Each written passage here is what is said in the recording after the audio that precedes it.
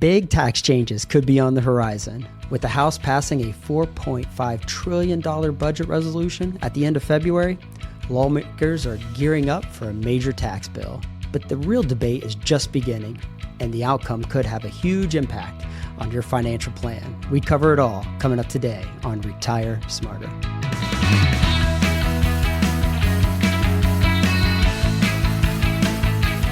Hey, it's another episode of Retire Smarter. Walter Stroholt back with you alongside Tyler Emrick, certified financial planner at True Wealth Design.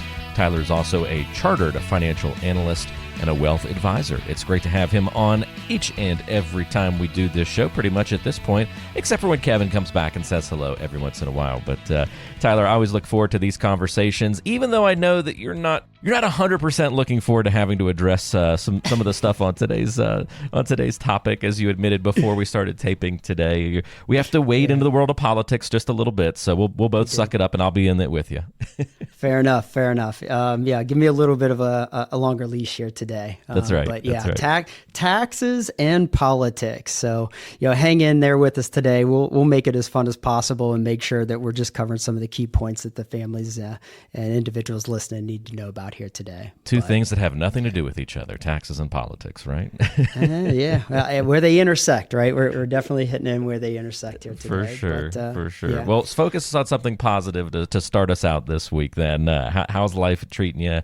How's everybody doing in the household? Any exciting things on the agenda for you guys? Yeah, no, life is good. I mean, obviously here in Northeast Ohio, the weather's finally starting to break, knock on wood. So that's a positive. Our oldest is also getting ready to gear up for kindergarten. Well, that's a new journey to go on. Yeah, it is. So we got to visit her elementary school last week. She was just very, very excited and got, check out the school and all that good stuff. So kindergarten and starting the fun adventure of elementary schools on the docket for the Emrick household. Nice. You'll have PTA meetings coming up soon that you'll be taking part of. You'll be like, wow, I'm really an adult now. I'm going to PTA meetings. Yes. And being on that infamous school schedule, right? Where the summers are off. Yeah. Oh, wait, no, not me per se, but certainly the kids. And, I'm sure school will be driving us here for the next handful, 2 handfuls, 3 handfuls of years. So yes. Yeah. Well, that's great, man. I'm excited for you. What a fun little time that will be. And are you going to get really into like the first day of kindergarten outfits and some of those kinds of?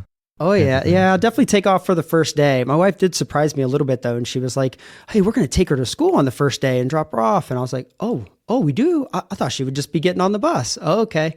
And then she's like, well, we could definitely just get her on the bus, and then we can drive to the school and watch her get off the bus and walk into the school. Too much. And I was like, oh, okay, yeah, I'm on board. Whatever you want to do, let's do it. So, but yeah, I'm sure it'll be a fun day for the whole household and maybe a little bit of tears for parents for us seeing her walk in. But yeah, I'm sure it'll be a good one. All right, we'll turn our attention to the important stuff here in a moment of the taxes and the politics. But I have to ask one question. We're talking about kindergarten, but we're recording this in March. Are you on a weird school schedule where that's coming up, or we're just still like looking forward to the fall? Still looking forward to the fall. Okay, no, right. It was this is like top of mind for you right now. Okay, gotcha. It is, yes, yeah. I had to do a calendar check. I was like, hold on a second. Why are we talking about kindergarten? No, it's March. What? Yeah, well, they had an event for all the new kids going into you're the already school that far along. Okay. Come and see, like planning ahead, right? Hey, this is what it's going to be. This is what you need to decide by. This is like the pickup schedule and all that other stuff. So, yeah, really ahead of the game, right? I was surprised. It's March and already doing it I thought that was just something you do a week before school. So, hey, I did too with my limited knowledge on it. Good thing my wife's on top of it. Yes. As long as one of the two of you is on top of it, we're good, right? Yeah, no, stuff. Absolutely. But transitioning from kindergarten to taxes and politics, I think we can make that work, right? Yeah. Your daughter won't have to learn about that for too much. She can put that off a little bit, but for the rest of our listening audience, it's probably something we should grasp our arms around a little bit. So lead the charge, my friend. What's most important to talk about in this conversation today? Sure. As with most things, I guess we're thinking about the podcast and, hey, what topics that we're bringing and such. I kind of ran across an article that kind of piqued my interest and got me thinking about it. I mean, we talk about the TCJA. So that's the Tax Cuts and Jobs Act. That's the current tax code that we're working under currently. And Of course, I think if anybody listens to a few of our podcasts, we've mentioned this before that, hey, we got big tax changes potentially on the horizon.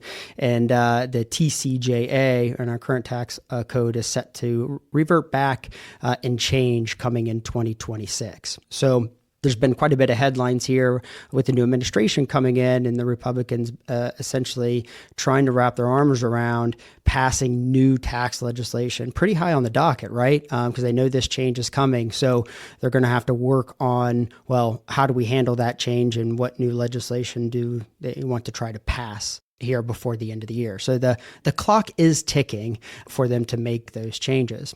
And, I think most Republicans want to extend or even expand on the TCJ's tax cuts. However, because of some of the intricacies on lacking a majority in the Senate and some other things, what they're going to have to do is follow this process called reconciliation. You ever heard that term before, Walt, or know what I'm mentioning? I mean, yes, but I feel like it's just been more of an in passing thing. So.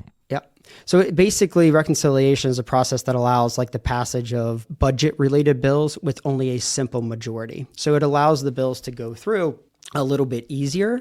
Yeah, that's what happened with the TCJA when it passed. And there's a few unique quirks that come out when they go through that reconciliation process. And the first step in that process was actually started at the end of February, which is what this whole article was kind of relating to. It said, hey, the House passed the first step in the reconciliation process, which was to pass a budget resolution that kind of sets a blueprint for the total cost of the bill. So, with that kind of behind them, now they can start working with potential numbers and start working on the actual bill itself. Okay.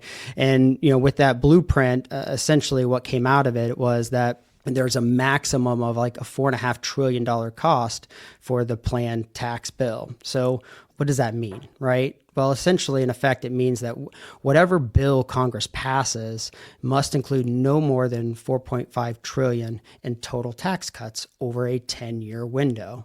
That covers the current budget. Okay. So I had to actually, when I was reading the article, I had to read that a second. Okay, wait, they're capping the amount of tax cuts they can do? Why the heck are they doing that? Wouldn't we want as much tax cuts as possible? Well, and then it hit me that, of course, we can't have so many tax cuts because, we have this deficit issue and a deficit problem, and we don't want to exacerbate that issue. So what also happens in this reconciliation process is that, a bunch of rules need to get followed, one of which is the Byrd Rule that kind of governs the reconciliation process that says that the bill cannot contain any total cuts that extend beyond a 10-year window.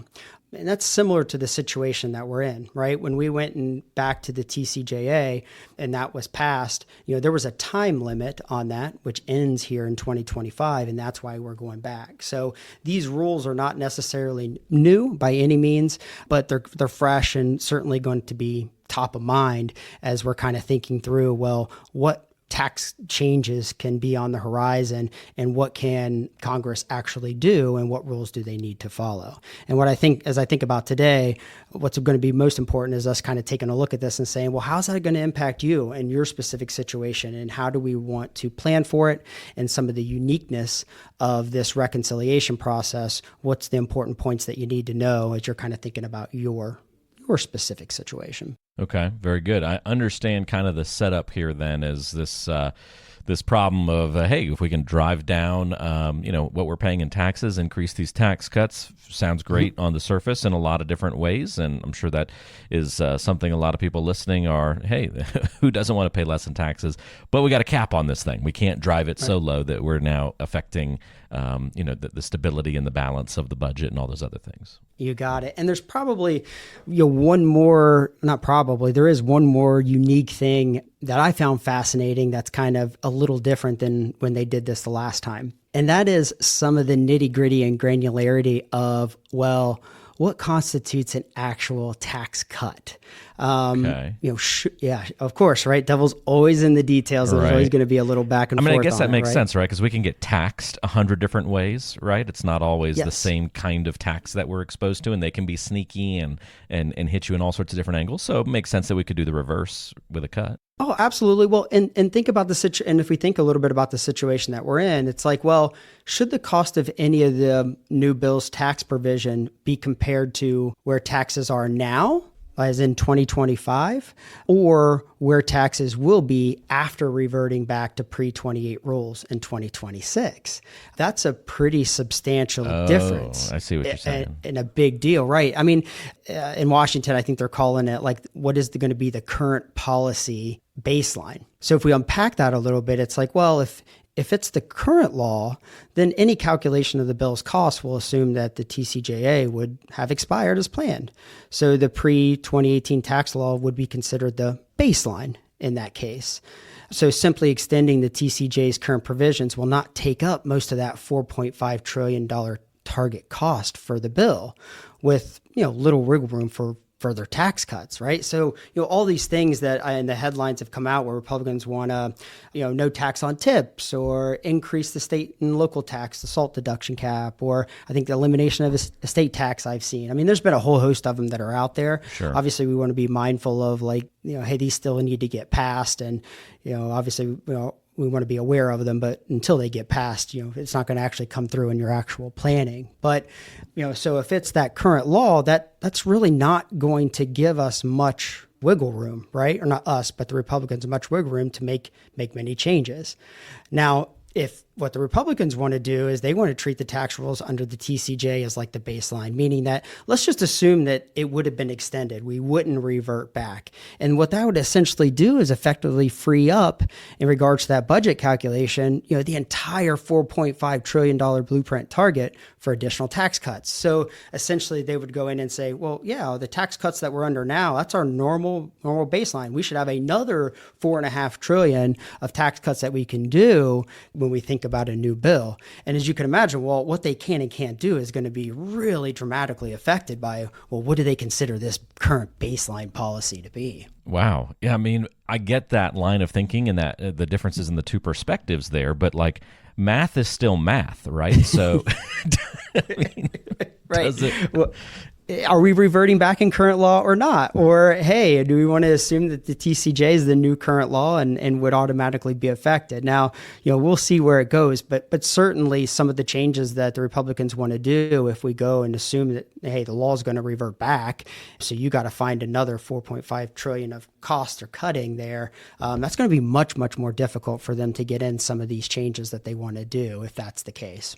Gotcha. So it's less truly about trying to balance this magic budget number and more about just the optics or the perspective of, do we have $9 trillion to work with essentially, or $4.5 trillion? And if we only have the 4.5, just extending what we already have in place pretty much eats all that up. It does. Okay. You nailed it. Exactly correct. So, I'm sure it's going to be a topic of some pretty hot debate, as we kind of progress through the year here and they're trying to get something passed. I still don't, I'll be honest with you, I still don't quite get it. Like how we can just say, just pick I feel like you can't just pick a random starting point and it changes the numbers by $4.5 trillion in that make any sort of actual financial sense. Mm-hmm. I don't know. Does my struggle make sense to get this? No, not at all. I mean, I think this is kind of the balance, right? On hey, what's on your priority list? Is our deficit on your priorities list, or are tax cuts on your priority list? And obviously, if you ask, different politicians, I'm sure you're going to get different answers. And certainly, if we did a poll of the listeners, I'm sure we're going to get the a whole different list of priorities and where they think that the law should go. So am I understanding it that if they go the route of getting $9 trillion of wiggle room to work with by having that different baseline, we're not caring about the deficit really at that point? It's much more. It certainly could be a bigger impact to the deficit. Yeah, yep, okay. Absolutely. Because just extending the TCJA as is, I mean, that's, roughly eating up that entire budget, right? So then they have really no other changes, or they're going to have to pull and work under some of the other rules and change from other places if that's the case. Okay. All right. I think I'm with you. I know Okay. you don't just have a 1-point show, so I know we've got other key points coming. Right. So in the backdrop of all this, I really wanted to go down into some of the decision points that are facing the politicians today and how they might impact.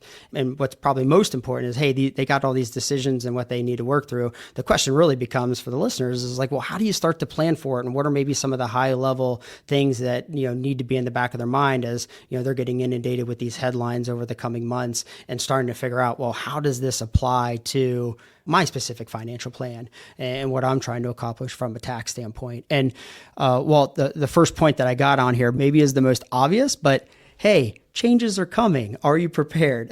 And do you have a plan in place to maneuver around them? We talk all the time here on the importance of having a financial plan. I think now more than ever in this coming year, leaning on that financial plan to help make some what might seem like some pretty quick decisions at the end of the year here on what you want to do from an income tax planning standpoint are very valuable. But you got to have some type of understanding of how your tax situation is going to potentially change over time, how maybe required minimum distributions are going to affect that, how pension plans are going to affect that, how retirement might affect that, to get a baseline understanding of like, well, where am I right now? What am I paying in taxes currently? So that way you can use that as a framework for, okay, well, if these changes happen, how do I want to maneuver that? How do I want to change how I'm contributing to my 401k? How do I want to change my Roth conversion strategy, or how much income I'm taking for small business owners? So there's a whole host of decisions that are going to be, based off of what this new legislation looks like, but understanding your personal situation,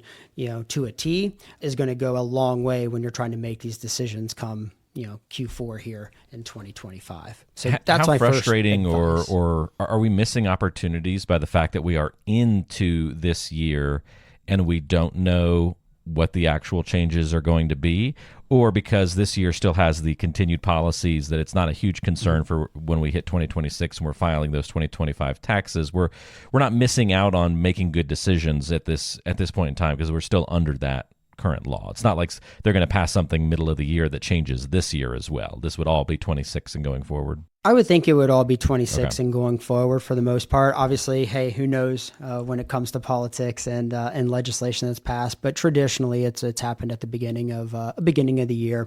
I guess it still that's what makes they things did difficult last on time. you guys, though, right? Because when the Tax Cuts and Jobs Act was passed, you knew, like, okay, we have this timeline, this X amount of years that we can operate under these assumptions, and we know in 2026 we may face some changes, but we can at least for these next, in 2020 you're planning one way, and it's pretty consistent into 2021 because you know what to expect.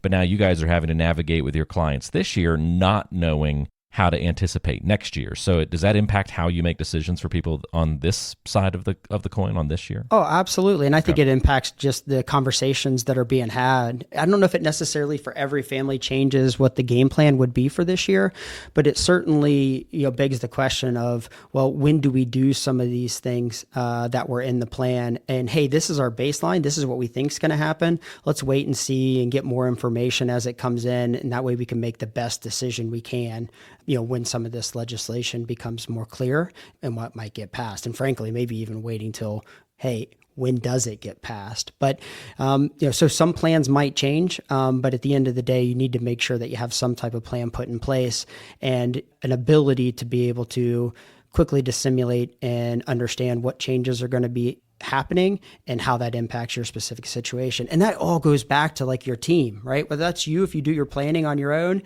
or if you have a team of individuals, your wealth advisor team or your CPA and all that stuff really needs to be on the same page. And I could imagine, our busiest time of the year normally is going to be at the end of the year because we're getting in all those year-end tax items. I could imagine that this year we're going to be even more busy than what we typically are, trying to adjust for what passes here, or if anything does pass at the end of the year. So.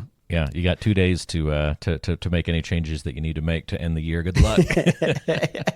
Yes. No. Well, that's right. I mean, I think that's the second point that I even have on here. It's like these things are going to probably go through very last minute. The TCJA, the Tax Cuts and Jobs Act, I mean, that was approved by Congress in December 20th of 2017. It was signed into law December 22nd.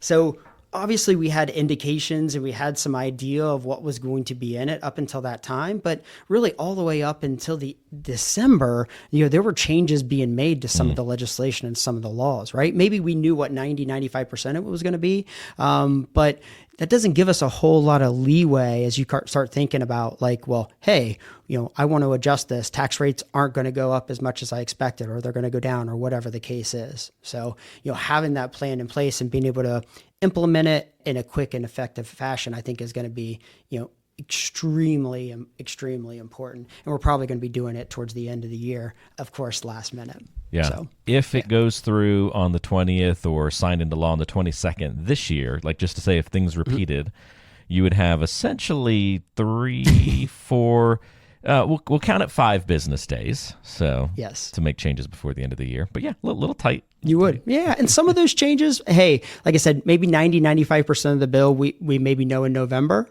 So you can be ready to implement. And maybe some of the changes aren't going to necessarily affect what you're trying to accomplish in 2025.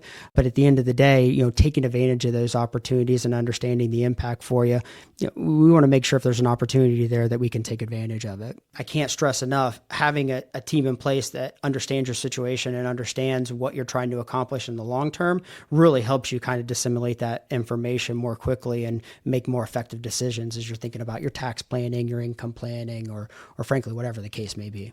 Okay. Makes sense. Yeah. So, and if we kind of look back, and what I'll end on is really some of the idea here that, these changes are likely going to be temporary. The whole lead in and part of why I started with this, well, hey, we're going to have to go through this reconciliation process. It's probably going to be tempting. Hey, there's this fancy bird rule that we need to follow, and it can't extend beyond a 10-year window. All that kind of leans to the fact that whatever these changes are that come through, they're likely going to be temporary again, right? So if we look back and when the TCJA was passed and all the things that we had done because of that, there were so many changes in there. It really changed the way that we did so many things. I mean, just to name a few, the TCJA actually lowered tax brackets, roughly around 3%, across the board. Certainly there were some differences depending on which tax bracket that you're in, but we were in a lower tax bracket.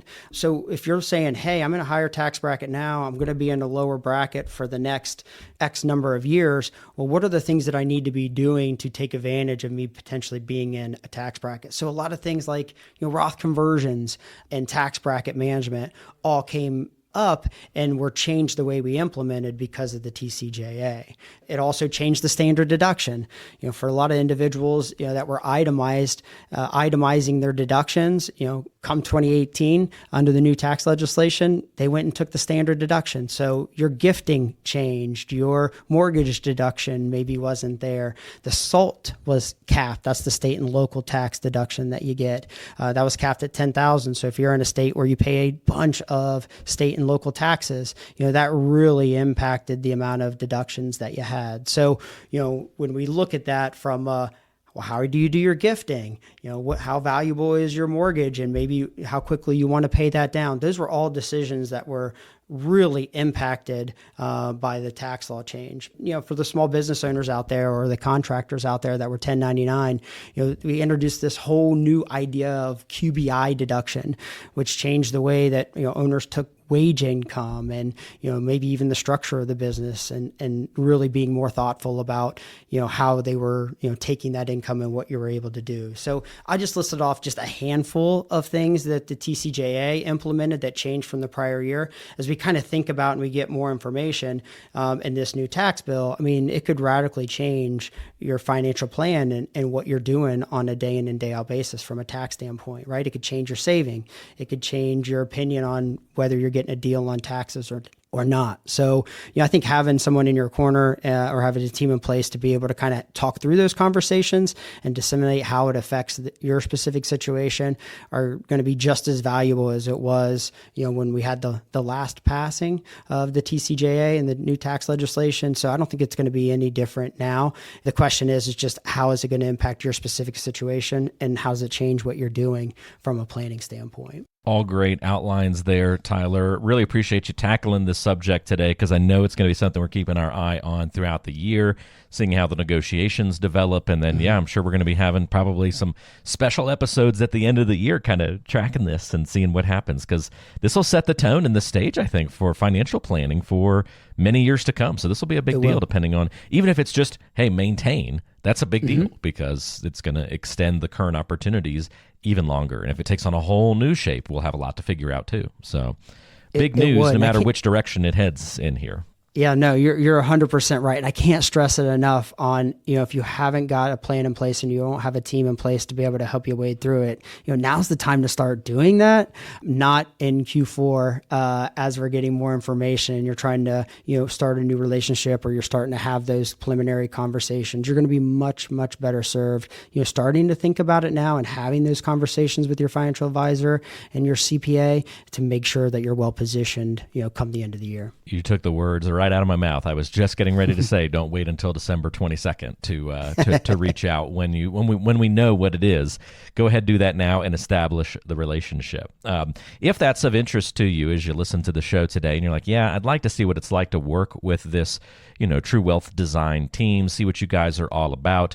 Let me encourage you to go to truewealthdesign.com. You can click the Let's Talk button to schedule a 20-minute discovery meeting with an experienced advisor on the team. Again, you just go to truewealthdesign.com, click Let's Talk, and you can schedule that visit. Again, it's just an easy first conversation, see if you'd be a good fit to work with one another, what kind of needles can be moved by proper and more intense financial planning.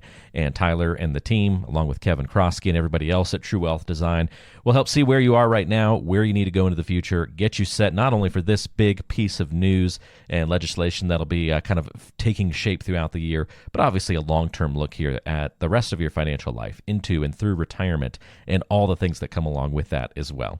We've got that linked in the description of today's show, by the way, the web address, truewealthdesign.com. You can also call the number that's in the description too, 855-TWD-PLAN, 855-TWD-PLAN. Either way, reach out, ask the questions that are on your mind and see if you're a good fit to work with the team. Otherwise, just keep listening to the episodes and we'll see you again next time on Retire Smarter. Tyler, until then, thank you so much and take care, and we'll talk soon. Yep, will do. All right, we'll have another new episode in a couple of weeks. Come back and join us for that. Until then, I'm Walter. For Tyler, we'll see you again soon on Retire Smart.